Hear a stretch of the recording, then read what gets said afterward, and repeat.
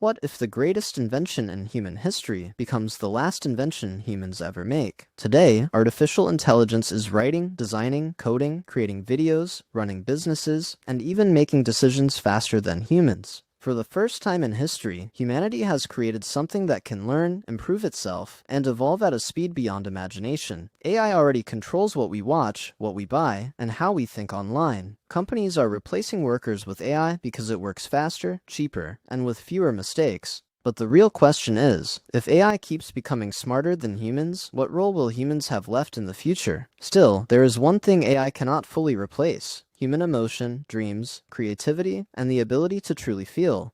Just like every powerful invention in history, AI has both opportunity and danger. The people who learn AI today may lead the future, while those who ignore it could be left behind forever. So tell me, do you think AI will become humanity's final invention?